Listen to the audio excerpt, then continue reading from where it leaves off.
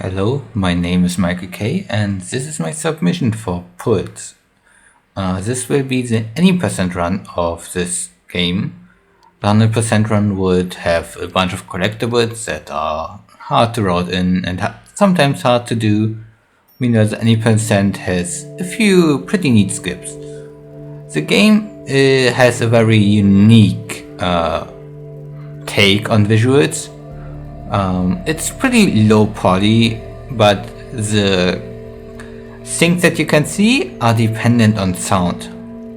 So if you make noise or noise generated in the environment, the sound waves kinda make things visible, otherwise you are blind. The game story explains that you play Eva, a young girl that got blind at a pretty young age and got then the ability to listen to the sound and imagine the surroundings. So here in the first level I just did a quick little skip in order to not have to walk around, just saving a few seconds. And at the end of this pretty long bridge here, we just jump off to the side to avoid another one of the talking birds. But then we straight up skip also up here in order to not go around again. That's just saving a few seconds by letting us take a shortcut. And then here at this bridge we walk off to the side right away to instantly hit the loading zone. Otherwise we would have to walk over the bridge and then fall down. But we can take it a bit early. In level 2 we have the Mokos now, those little squishy guys that are so really cute. And we can do with them a few things. We can pick them up, we can throw them away, and we can make them drown. That's pretty much it. And here I tried to skip over one bird by getting high enough quickly, but I wasn't able to do it. So I got a quick little bird cutscene there. It didn't take too much time.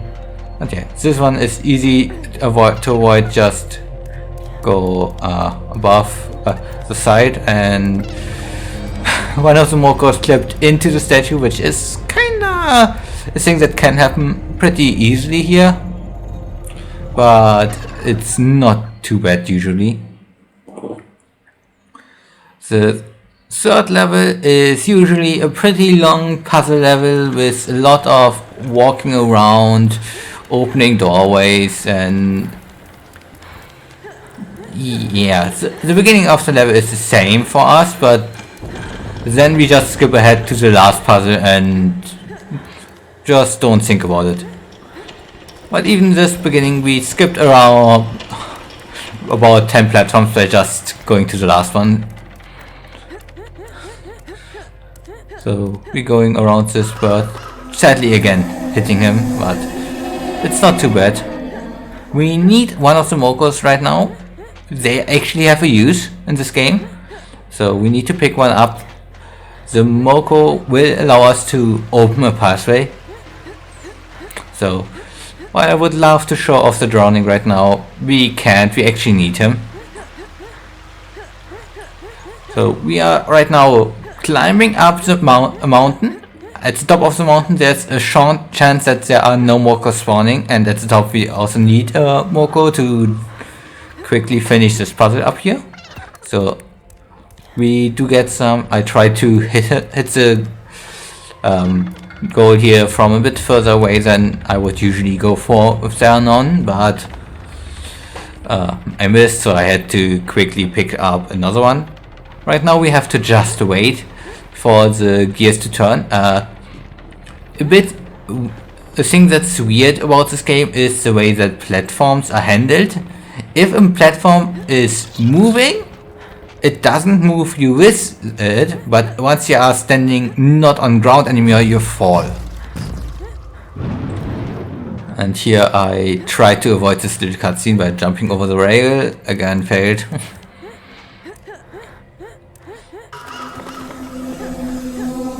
Here we just need to go over the stake, and that's pretty much it. Then we get one more bird cutscene, and then have to remember to not jump off the bridge too early.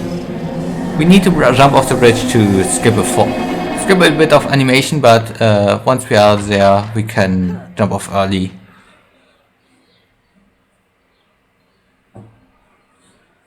In the next level, we get to see the enemies in this game for the first time.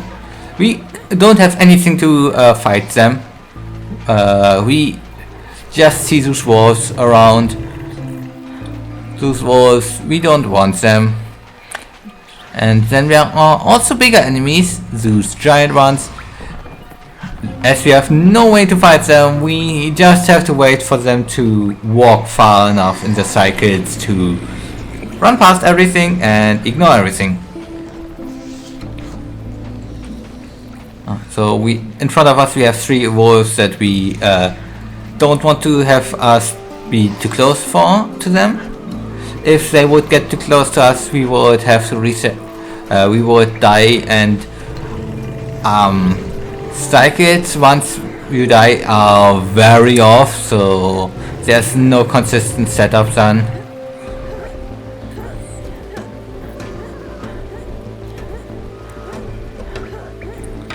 So, and that's this level, just waited a bit and we're able to run through. So now we are going to the a bit more interesting levels. In Waterway we are able to skip the first half of the level by going out of bounds in this little cave area here.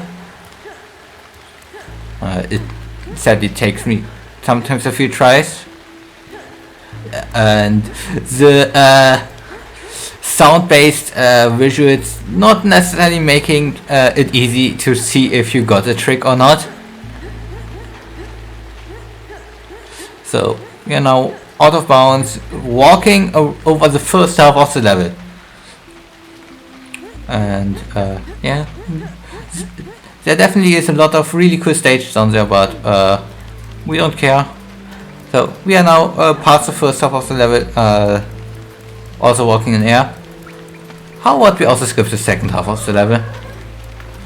By going under the bridge here, we are able to again go out of bounds. We climbed this tree here and ouch. So I fell here into the water. It's instant death, but the last checkpoint is right here, so it's not a big time loss.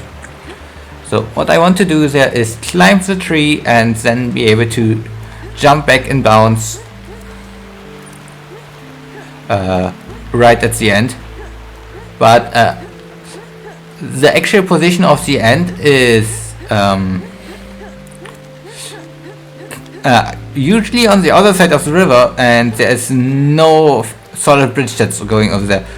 There is a bridge, but that bridge has no solid, like you would just fall through. But yeah, we can just trigger this. Usually you would drown here, but it doesn't really matter if you drown or not. It just matters that we hit the loading zone. So after we skipped the entirety of last level, let's skip the entirety of this level too.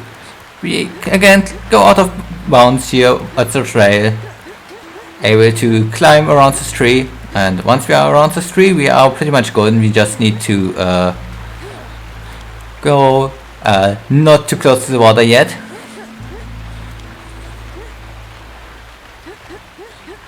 And after avoiding a few obstacles, we can hit the end level trigger, which the end of the level wants you to fall down into the water.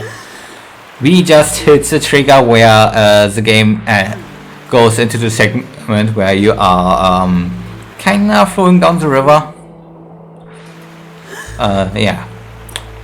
Obviously the game is not really handling that too well, us hitting the trigger from the wrong spot, but it works, I don't care. So we can, as we here, already jump, but we don't jump right now. We just wait for us to stand up, grab one of the Mokos. You can throw them or anything, it doesn't really matter. So this level now has us seeing, or rather not seeing, walking on ice. The ice obviously not necessarily the best place for a blind to be, especially running. But luckily we are able to somewhat follow one of the Mokos. It's not really very consistent how that all works out. Like sometimes the Moko runs to the exact path along, sometimes he just skips ahead a few corners, and it's really hard to see the cracks in the ice.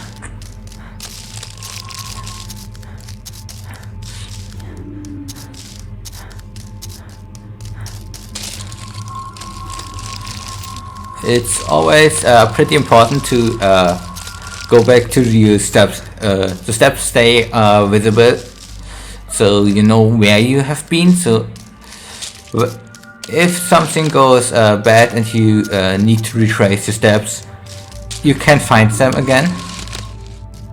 And if you find your steps again, you can obviously go back to the real path.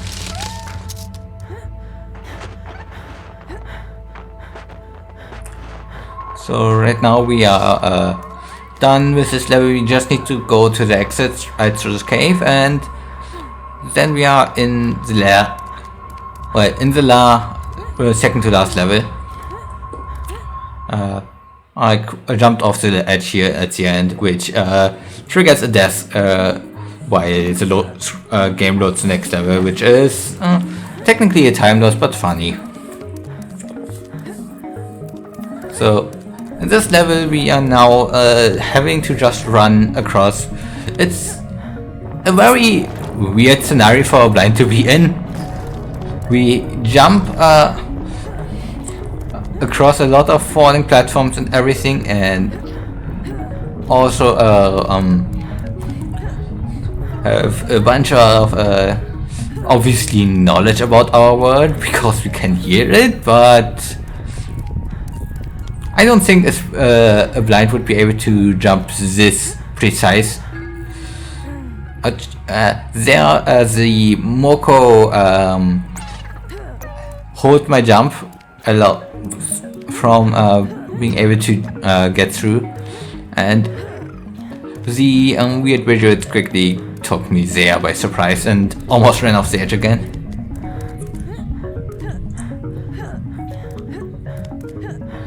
So get through this part. There are two more segments to this level. This segment right here, which you see a lot of Mokos, they fall, and they're happy about it, so nothing to worry about. So in this segment the floor falls somewhat off. It can take you by surprise if you are not prepared for that. And here's now the last segment of the level. Usually you are supposed to run around and jump into the monster's mouth, but by climbing into the monster's eye instead, we can get stuck really. If you get stuck, we need to quickly hit the void out. But once we hit the void out, we can respawn back by the eye, and we can climb again into the eye and hit the mouse from the back. We just need to somewhat know exactly how to hold our position, and we hit the loading trigger as we void out, entering the last level, the inside of the beast. And here we can skip over the first wall and then just drop down, because we have to go down, not up, so why take all these small little platforms.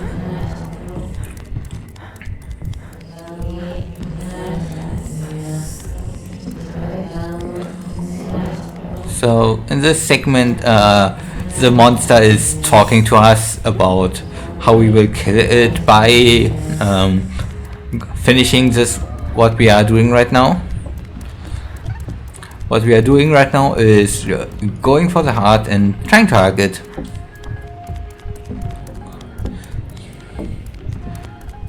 Okay, in this little cave here we have a little skip here. We can jump or fall.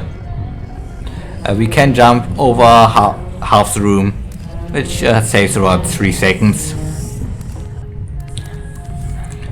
Falling obviously loses a bit more, but gotta go for it again and we get it. Here now some sliding. And more sliding.